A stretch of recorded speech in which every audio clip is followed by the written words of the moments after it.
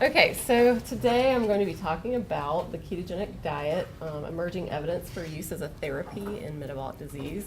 And I'll apologize in advance for, I always feel guilty talking about low carb diets while people are eating lunch, but so go right ahead and eat and don't feel bad about it. But yeah, so today, the reason I'm talking about the ketogenic diets today is because my research background for the past probably 8 years, I've been involved in research looking at the effect of macronutrient composition of the diet and its effects on chronic disease, whether it's risk or treatment for chronic metabolic diseases. So today I'm going to put an emphasis on the ketogenic diet and the research we've done looking at the ketogenic diet and kind of give an overview of what a ketogenic diet actually is, because I think there is a lot of misinformation about that. Okay. So when I was asked to do this presentation, I just kind of went on Google Trends and I knew that there was a lot of interest in the ketogenic diet as of late, but I didn't really realize how much compared to other diet approaches. So this is 5-year data from Google Trends.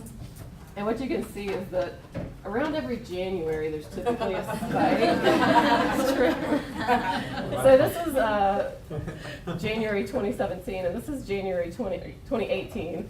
And you can see there was clearly a spike. The red line's the ketogenic diet. I just compared it to Whole30 just to see what it would look like. But anyway, you can see that this trend is still increasing across the year. Like this is pretty incredible in terms of the number of times people are searching the word keto.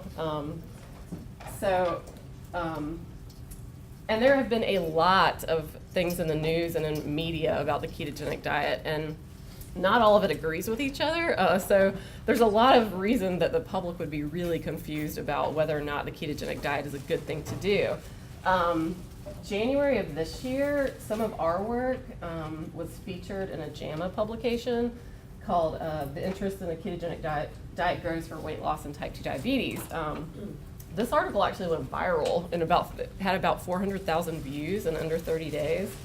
And then as a result of that, because my name was used in it multiple times, I was requested to do other interviews for media outlets.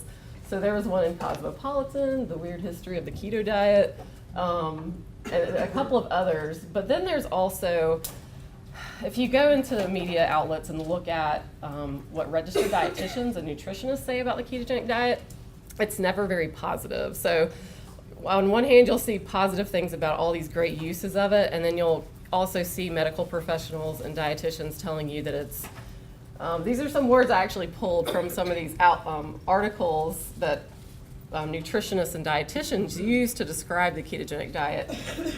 Dangerous, starvation mode, unsustainable, incompatible with normal life, extreme, very antisocial. I didn't realize a diet could have a social life, but apparently it does. Anyway, honestly, I can't understand why so many negative things are said about the ketogenic diet by nutrition professionals, but I'll get into that as the talk progresses. But anyway, so clearly it's really popular right now.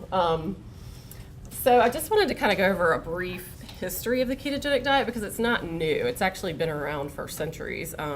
People using it for different reasons. Okay, so back in the 19th century, it was actually used pretty widely for the treatment of type 1 diabetes, and this was before the discovery of insulin. So the only way that they could keep glucose levels low were to take all the carbohydrates out of the diet. And it essentially prolonged life for individuals with type 1 diabetes. Around, I guess it was the year 1893, there was a man named William Banting, and he was an English undertaker with obesity.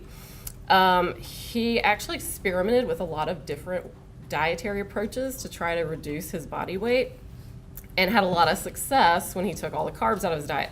So he went on to publish an article called The Letter of Corpulence addressed to the public. And in this article, he told everyone that he gave up bread, butter, milk, sugar, beer, and potatoes in order to reduce his body weight. And this was a widely read article. And so in England, for a while, instead of using the word dieting, they would use the word banting to describe reducing body weight and dieting to do so. In the 1920s, It really started becoming, it was discovered that this was a treatment for epilepsy. So essentially they found that in a lot of cases in children and adults, if they put them on a very, very low carbohydrate, high fat ketogenic diet, that they could prevent seizures without the use of medication. So it's still used today for epilepsy, and there's been a lot of research done to look at the specific mechanisms of why ketone production can help suppress seizures in these individuals.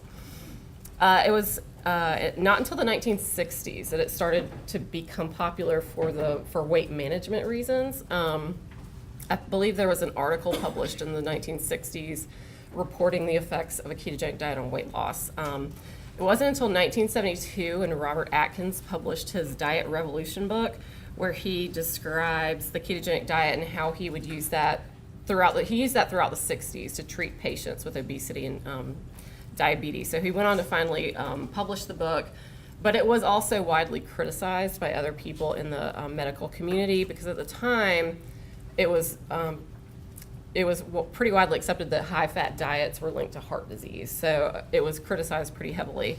In the 1990s, he put out a new book, sort of this updated version of the Atkins diet. And around that time, many more doctors were putting out books that were a very similar diet pattern, that were restricted in carbohydrates and really high in fat. So what is ketosis? Essentially, it is when your circulating insulin levels are low. That can either be in response to prolonged fasting or in the context of carbohydrate restriction, where your glucose does not rise and your body does not secrete much insulin in response to that sharp rise in glucose. So when insulin levels low, there is a shift from dependence on glucose for energy to a shift to fat, whether it's stored fat or dietary fat, for your body to use as fuel for energy. So essentially what happens is the liver, one of the main sites of fat oxidation, begins oxidizing more fat, and as a sort of a byproduct of this fat oxidation, ketones are produced in the mitochondrial matrix of the cell. And the common, the ketones that are produced are acetoacetate, beta-hydroxybutyrate, and acetone. Also, typically the brain and the central nervous system heavily rely on glucose for fuel. So in the context of fasting or a low carbohydrate diet, the brain has to have an alternative fuel source. The brain cannot metabolize fat, so it can't metabolize fatty acids. So in a sense, the liver is producing a fuel that the brain can use. The brain can use ketones instead of glucose for energy, along with the central nervous system. Okay, so some common sort of terminology around the ketone, in the ketone world. Ketosis is really just like a general term used for the process of producing ketones. Nutritional ketosis is specifically referring to when you're diet-induced ketosis. So when you restrict carbohydrates and you're eating high fat, is called nutritional ketosis. All right, ketoacidosis is something that is commonly mistaken for ketosis or nutritional ketosis. This is really like not a normal physiological condition. Like you can't get there just by eating high fat, low carb. This is only seen in type 1 diabetes when, I kind of put up the blood values here of how you could end up in ketoacidosis. But essentially it's when there's no insulin on board and glucose skyrockets. And then ketones are building up in the blood because the central nervous system is not clearing these ketones out of the bloodstream because it's still relying on glucose. So what you end up with is a blood pH that is acidic, and it's a very, very dangerous condition for type 1 diabetics. All right, and then what you may see in the media or in some, I haven't seen it widely in the scientific literature, but they call it keto adapted, meaning that your body is fully adapted to fat metabolism and it's relying primarily on fat for fuel. So what is a well-formulated ketogenic diet? Okay. Obviously, it's one that sustains nutritional ketosis, so keeps your blood ketone levels elevated. It's comprised of primarily 20 to 50 grams of carbohydrate per day. This number varies from person to person on how many actual grams of carbohydrate you can eat and still stay in nutritional ketosis. And all of those grams of carbohydrates are derived primarily from non-starchy vegetables. Some fruits that have a lower carbohydrate content. And then there are a few grams of carbs and nuts and things like that are typically permissible on a ketogenic diet. Again, this is a moderate protein diet. A lot of times you'll see people say, oh no, it's not healthy to eat meat all day long and bacon and sausage and this and that. But really, it's not high protein. That's not what a ketogenic diet is. It's really moderate protein. And the reason for that is because if you overdo it on the protein, the liver will take the amino acids from that protein and turn it into glucose, which will then stimulate insulin secretion and suppress ketone production. So if you eat too high protein, you will not be in ketosis. So that's a misunderstanding about the diet. We tell patients 100 grams should be the upper limit of protein. You don't need to go over that. But eating under 100 grams of protein a day should maintain ketosis. Okay, yes, so fat provides the majority of calories on this diet. Counting calories is not necessary on a ketogenic diet. Really as long as you're consuming the 20 to 50 grams and then under 100 grams of protein and getting the rest of your energy needs from fat, what we see is people automatically self-restrict how much fat they're taking in. And that's why calories don't have to be addressed. And the reason for that, and it's been published in the literature, that it's a really appetite-suppressing diet. So typically we do see spontaneous energy restriction when we put someone on a ketogenic diet. Okay. A ketogenic diet is primarily composed of whole foods. So if you go to the store, you see Atkins products that are highly processed, and we typically do not recommend people eat things like that are quote-unquote low carb as a part of a ketogenic diet. It's really important to really try to emphasize getting whole foods on the diet that are not processed. With a ketogenic diet, a lot of times what happens when your insulin level drops, you start excreting more sodium and fluid than you would if you're eating a high carbohydrate diet. And that's because insulin causes your kidneys to retain sodium and fluid. So once your insulin declines, then you start excreting more sodium and fluid. So it's really important to maintain proper electrolytes, maybe increase your sodium and potassium intake, and then also get proper hydration. Okay. Ongoing expert medical support and care is really important for people that are on medications trying to do a ketogenic diet. And that includes people that are taking antihypertensives because it can make your blood pressure drop too low, or if anyone's on a diabetic medication like injectable insulin or sulfonylurea, it's really important to have medical supervision to help you manage your medication if you try to start a ketogenic diet. And I'll go into a little bit more about that as the talk progresses. Okay. So I just like to give people a picture of what a day looks like, a day of food on the ketogenic diet. I mean, it looks pretty good to me. Our patients find it to be really palatable, and they enjoy it as long as they can keep it a little diverse in the things that they choose to eat on the diet and the meals they prepare. But nothing about this screams danger or extreme to me. Okay, so there has been a lot of research done looking at the ketogenic diet for a treatment for different metabolic conditions. And there's pretty strong evidence for many, and there's more emerging research on different types of conditions. And some of those, it's pretty well known that it can help reverse or treat diabetes. And I'll show you some evidence of that today. It's been known that it can induce weight loss, so it's a treatment for obesity. And I'll show the studies that we've done looking at this. A treatment for epilepsy. But there's really a lot of ongoing research looking at Alzheimer's disease and dementia and how ketones might affect the brain. Again, as I mentioned, the brain loves ketones. It's a possible fuel source for ketone, or for the brain. Ketones are a fuel source. And there's sort of some emerging evidence that Alzheimer's disease and dementia is originating with sort of an insulin resistance of the brain, so it's losing the ability to metabolize glucose properly.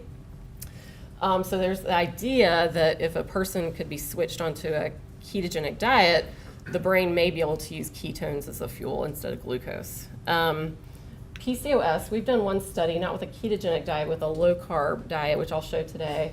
And then there's a lot of interest in the field of cancer, to how a ketogenic diet can be an adjuvant to other therapies to improve outcomes. Again, so today I'm really going to focus on these two aspects of a ketogenic diet and how it can be used as a therapeutic. Okay, as in I'm sure most everyone in this room is very aware of the obesity and diabetes epidemics that we have in this country, and how the prevalence of both obesity and diabetes has just dramatically increased over the past several decades. Almost to the point where 35 to 45% of our entire population has obesity, and close to 10% of individuals have type 2 diabetes. And this is becoming a bigger and bigger problem. Close to 29.1 million Americans have type 2 diabetes, and that was as of 2012, which is many more people have it now. Many of those go undiagnosed. And then 86 million Americans also have prediabetes, which is a condition that means your glucose is elevated but not high enough to be considered type 2. But prediabetes has many problems of its own. It increases the risk of stroke and heart disease and other metabolic conditions that go along with that. And type 2 diabetes is the most expensive disease our country is facing as well. So our country spends more on healthcare than any other country.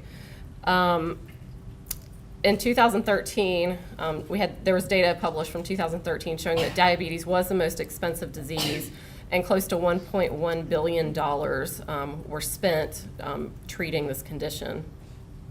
And what's primarily driving the cost of diabetes is the prescription drugs that are given to patients with type 2 diabetes.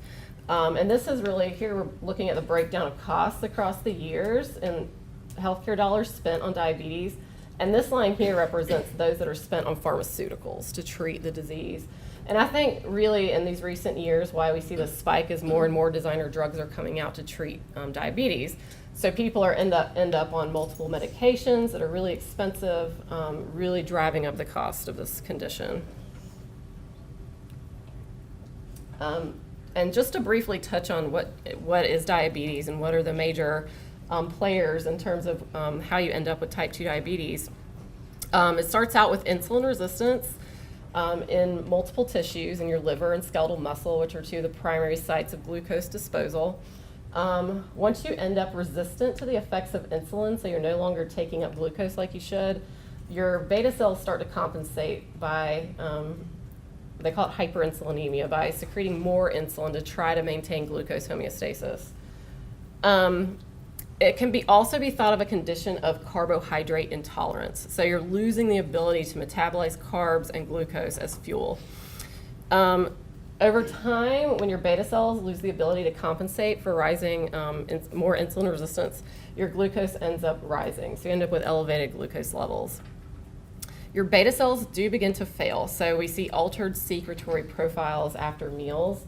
In response to carbohydrate-containing meals, your beta cells don't respond quite right. Dyslipidemia is commonly observed in type 2 diabetes, and then also what we call metabolic obesity. And so these images here kind of depict what I'm saying about metabolic obesity. So metabolic obesity is not, it's when you kind of lose the ability in your subcutaneous fat to store lipid. So you end up storing lipid in places where it's not supposed to be, like your visceral cavity. So that's, here we're looking at a cross-section of the abdomen by MRI. So this is about at the L4, L5 vertebrae. These people have similar BMI, but this person up top, obviously in green, this is subcutaneous fat. They're storing the majority of their lipid in their subcutaneous fat depots. Here in blue is the visceral fat that's within the abdominal wall and around the organs. This person has very little visceral fat. However, this person, you can see, is not storing lipid in the subcutaneous fat depot and has a lot of visceral fat that's surrounding the organs within that abdominal cavity. We also see that in skeletal muscle. So this is a healthier skeletal muscle here where all the muscle groups are connected. However, here you can see there's a large degree of fat infiltration into those muscle groups and fibers. And this is what we call intermuscular adipose tissue, and this has been linked to insulin resistance and inflammation. So obesity per se doesn't really put you at risk of metabolic disease. It's really when we have the specific obesity phenotype that's characterized by a lot of deposition of metabolically harmful adipose tissue. Okay, so now I'm going to go into some studies that we've done in our department, in our lab over the past several years, sort of trying to get at how diet composition is affecting these risk factors for metabolic disease. So I'll talk about a couple of studies where we looked at a moderately carbohydrate restricted diet. It wasn't as low as a ketogenic diet. And then we also have done some studies, some subsequent studies looking at the effects of a ketogenic diet on body composition, fat distribution, or metabolic obesity, and then also risk factors and treatment of type 2 diabetes. Okay, so the first study that I was involved in, where we really trying to look at the effects of the macronutrient composition of diet independent of energy or calorie content. And so we looked at, our study was looking at the effects of a low carbohydrate versus low fat diet on body composition in healthy adults that had overweight or obesity. So we had 69 men and women in our study. We had two phases in this study. One was a weight maintenance phase where we kept them at a calorie level where they wouldn't lose weight. And then we had a weight loss phase where we energy restricted them on the same diet they were on for the first, randomized to for the first arm. Then we energy restricted them for 8 weeks to see if there were differences in weight loss in response to these diets. So the diets we tested, one we called our lower carbohydrate diet. So it was about 43% carb and higher in fat. And then our kind of standard diet, which was 55% carbohydrate, and then it was low fat. This was a controlled feeding study. So we provided all of the food to the participants for the entire 16 weeks. Over at the CRU at the hospital, the clinical research unit, they have a metabolic kitchen. So the metabolic kitchen designed these two diets. The participants, there were actually a lot of UAB employees that were in the study. They would go eat breakfast over at the CRU metabolic kitchen and then pick up food for the rest of the day. And then Fridays, they would pick up food for the weekend. So we tried to really tightly control what these participants were eating to see what kind of effects we found. Okay, so to look at total fat mass and total lean mass, we use DEXA, which gives a pretty close estimation of body composition. To look at the fat distribution pattern, so to see how much subcutaneous fat, visceral fat, thigh fat, intermuscular fat, and skeletal muscle, we use CT computed tomography imaging over at the hospital. So we got one slice of the abdomen, and then we got one slice of the mid-thigh. Okay, just to jump into the results, this is looking at the weight maintenance phase. So again, these participants were kept within their baseline weight plus or minus about 4 pounds, what we consider weight maintaining. But what we found, if we look at all the participants combined, we found that those that consumed the lower carbohydrate diet lost about 11% of their visceral fat, even in the absence of weight loss. And then if we broke that down by sex, we see that the men did still lose some, but this was really being driven by loss of visceral fat in the women. They lost close to 15% of their visceral fat in response to the lower carbohydrate diet. Okay, and then the weight loss phase, the 8 weeks that they were on the energy restricted diet, we also found a significant difference between the two diets.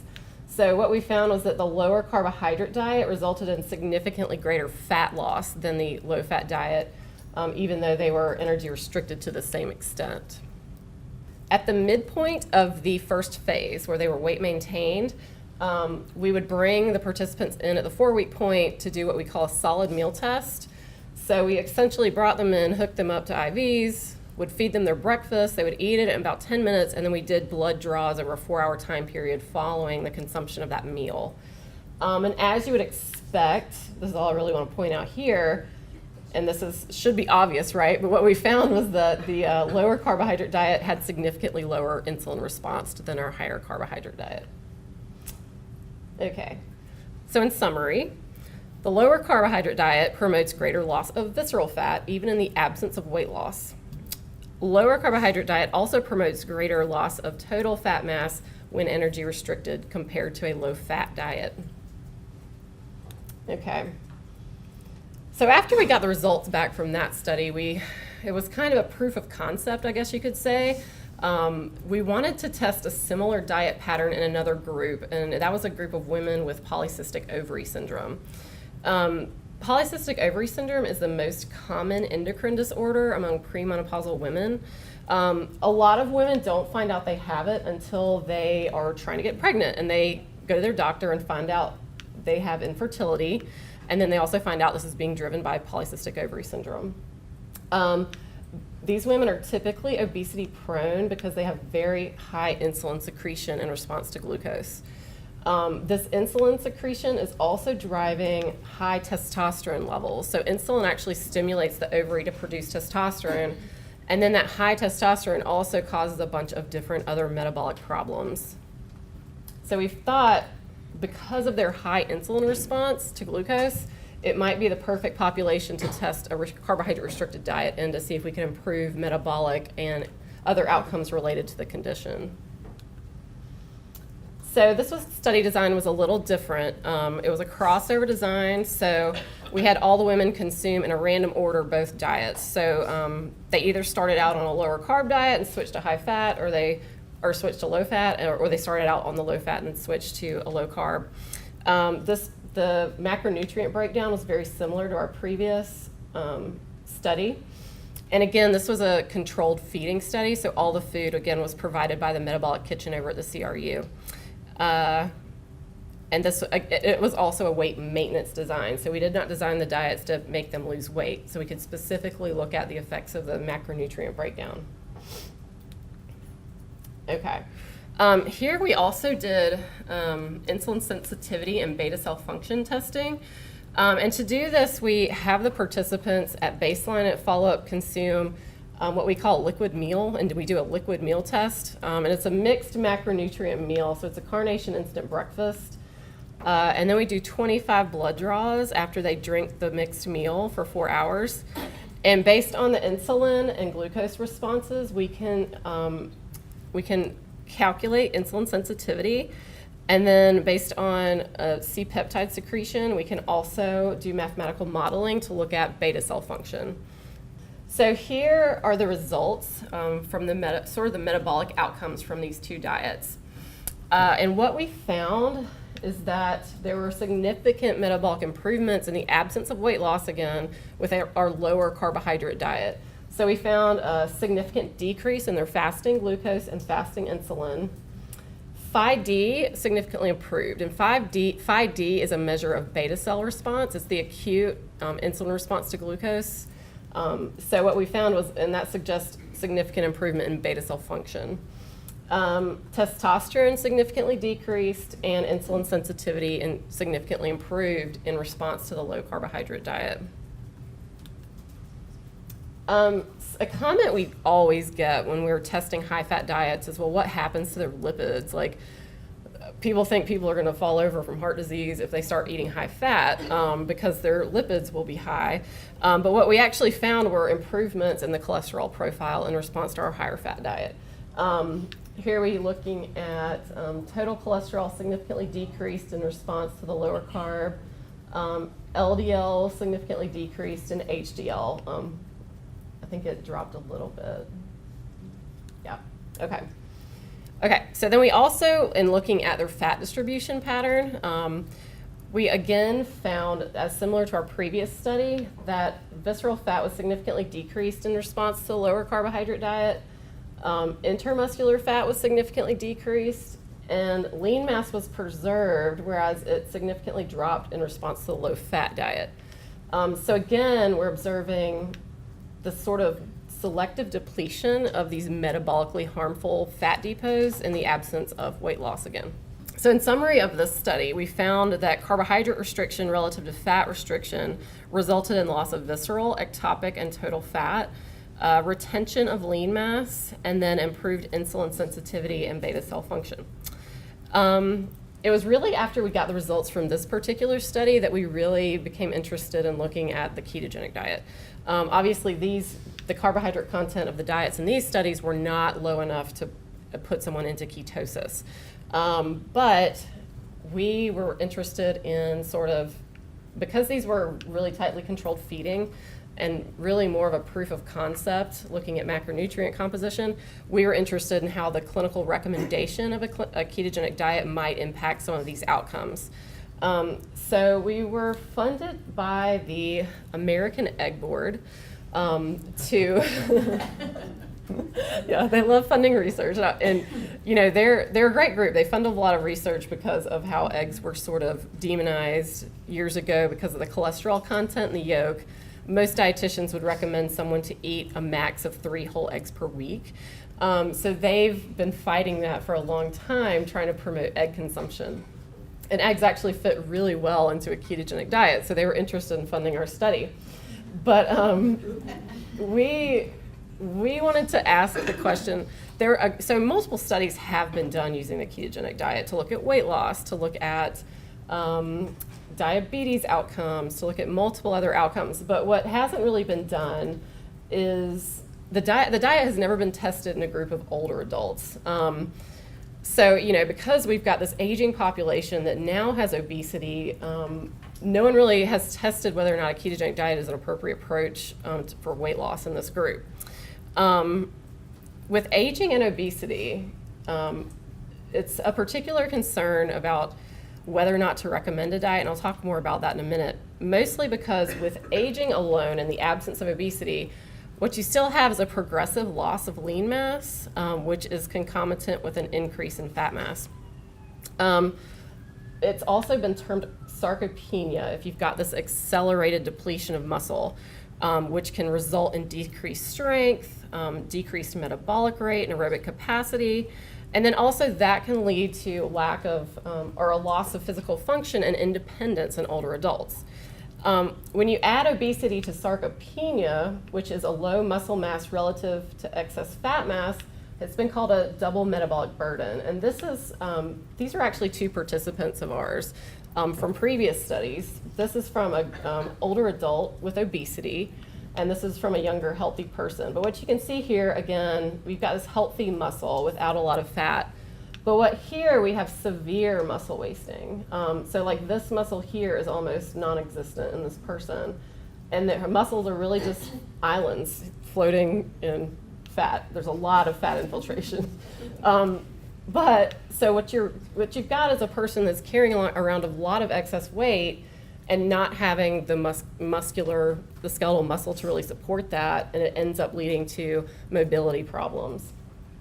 So what do you do about someone with sarcopenia, low muscle mass, and obesity? And like I said, weight loss recommendations are still very controversial in the field with older adults with obesity. And the reason for that is because when you significantly restrict calories, what you end up with is loss of not just fat mass, but you lose lean tissue as well. So you lose lean mass, you lose organ tissue, it affects your bone mineral density. So you're not just losing fat. That alone can place older adults at a great risk of loss of physical function and mobility with age, and essentially quality of life. When you lose lean mass, when you lose weight, you also have a decrease in your metabolic rate. And there have been multiple publications showing that rapid weight loss or significant weight loss really does cause a drop in your metabolic rate. So when that happens, it puts you at great risk of regaining the weight. And when you regain the weight, it's typically you don't regain the lost lean mass. You typically regain fat mass. So it's kind of the cyclical thing that could put older adults at great risk. So we wanted to ask the question whether or not, based on our previous research where we found retention of lean mass in response to a lower carbohydrate diet, whether we could essentially induce loss of metabolically harmful adipose tissue depots and maintain lean mass in older adults with obesity. Okay. So our hypothesis was to compare 8 weeks of consuming a low-fat diet versus 8 weeks of consuming a ketogenic diet.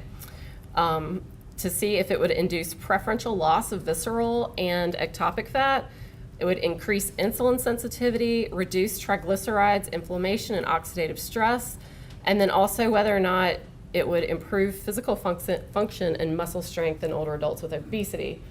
We also hypothesized that we would preserve skeletal muscle.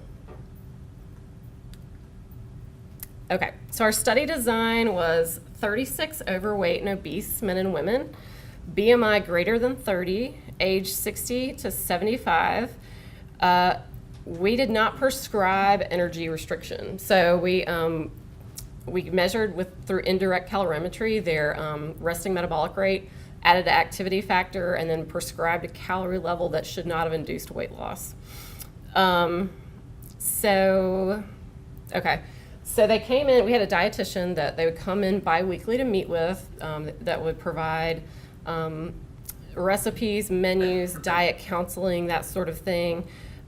We asked them to food journal during the week, and then we also collected 3-day food records periodically to get an idea of an adherence. We randomized them to either the ketogenic diet group or the low-fat diet group. In the ketogenic diet group, it was very similar to that well-formulated ketogenic diet that I described earlier, but we also wanted them to eat 3 eggs per day, as the egg study was funny. The egg people were funny. So we actually they would drop by weekly to pick up eggs from us. It would also help them stay engaged in the study if they knew they were going to go get their free eggs and free diet counseling from our dietitian.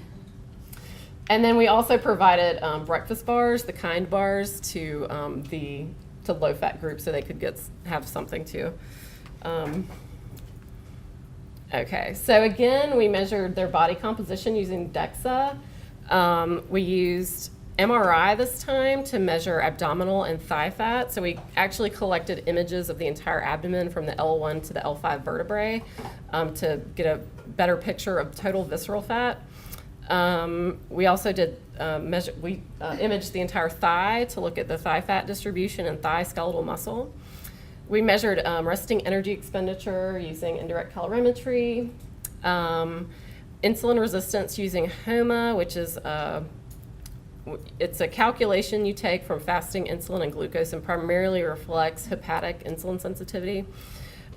We measured inflammation, lipids, and glucose, insulin fat from a fasting blood draw. And then we also measured physical function. Okay, so this is sort of the baseline demographics of our study group. And really, the average age was about 71, and BMI was not significantly different between the groups. It was about 34, 35. Okay. So here we're looking at the change in body composition in response to these 2 different diets. And what you see here, even though we prescribed a very specific calorie level and provided menus that would support that, our ketogenic diet group lost a significant amount of weight over 8 weeks, whereas our low-fat diet group did not lose any. We suspect, and I'll show the diet, what they actually ate in a minute, but again, the ketogenic diet causes people to spontaneously restrict their energy intake, and that's really what we saw here. And that's been reported time and time again in the literature as well. They had a really significant drop in their total fat mass in response to the ketogenic diet.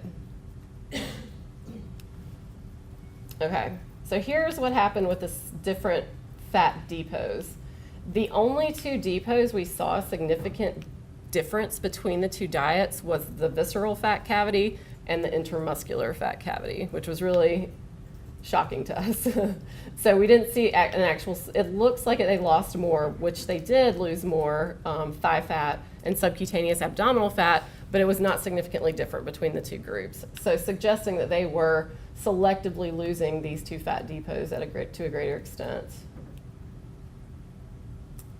Okay, so this is what happened with their skeletal muscle we directly measured using an MRI.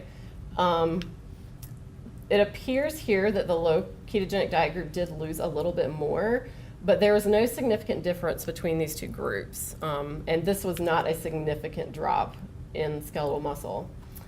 If we do ANCOVA and look at follow-up skeletal muscle mass, adjust for baseline, and then also adjusting for change in total fat mass, what we see is that the ketogenic diet group preserved more lean mass. It had significantly greater skeletal muscle mass at follow-up compared to the low-fat group.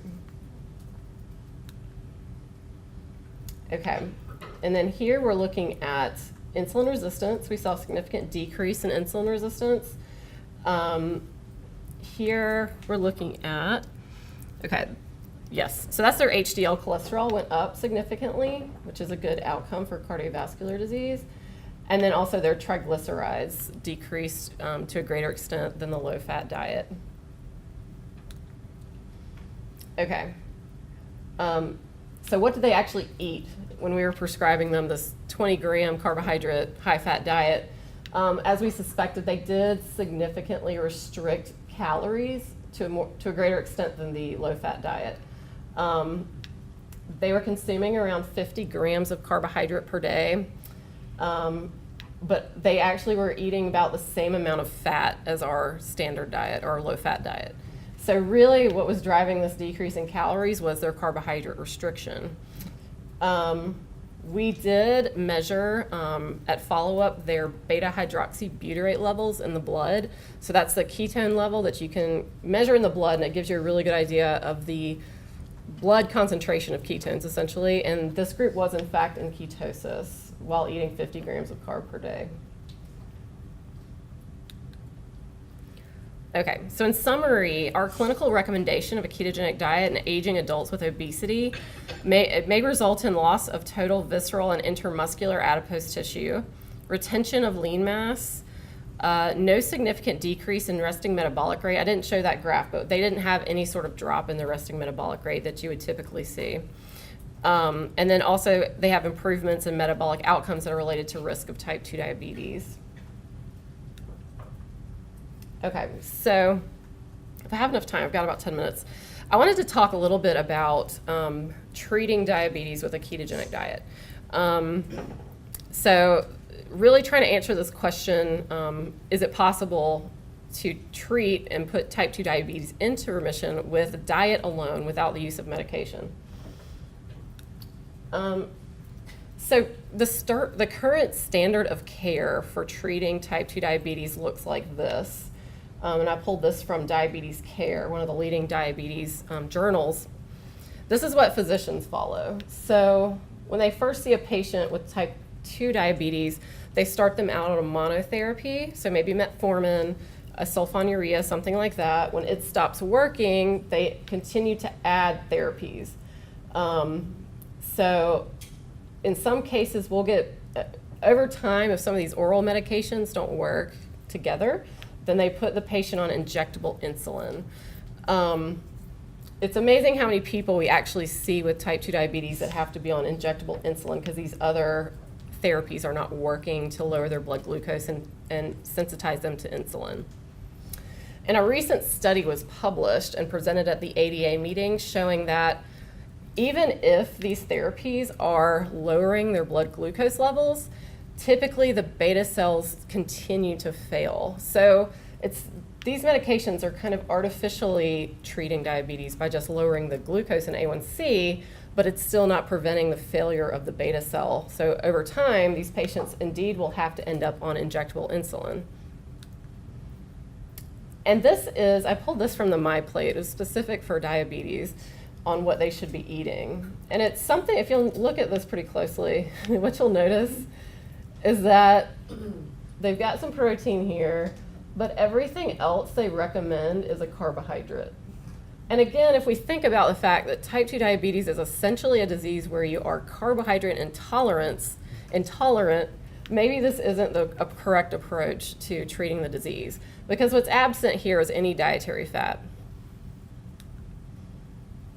Okay. So treatment of type 2 diabetes with diet. So the overall goal to improve glycemic control and A1C while reducing medication use. And so multiple studies have actually been done looking at the ketogenic diet and have shown its ability to lower A1C levels while getting people off their medications.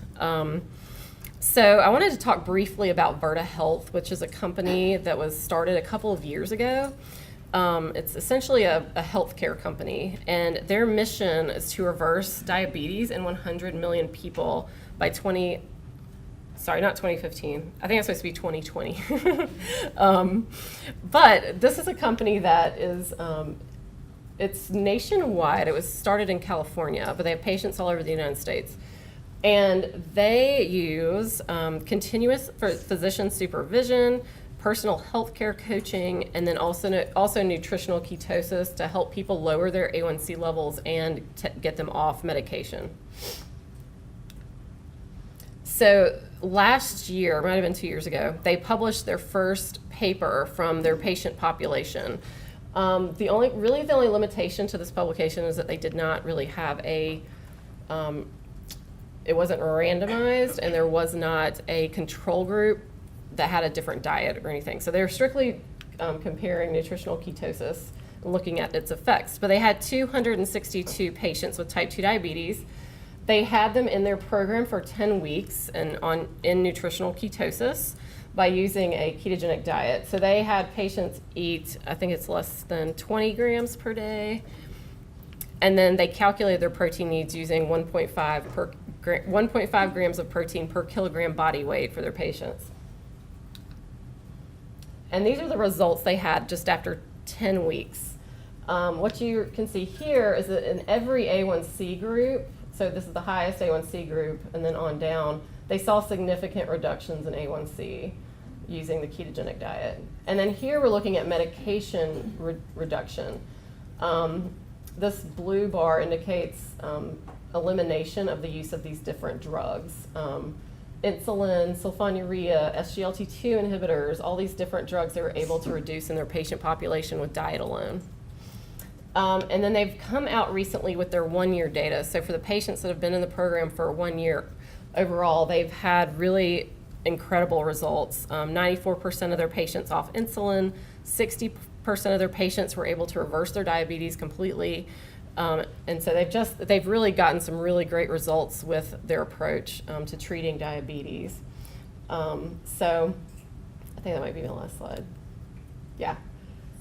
So I guess I'll end there. I think I'm running right up against the time. So anyway, that's the end of my presentation. I want to put up my acknowledgement slide of everyone in our department, all the collaborators that we have that have worked on all of these studies with us.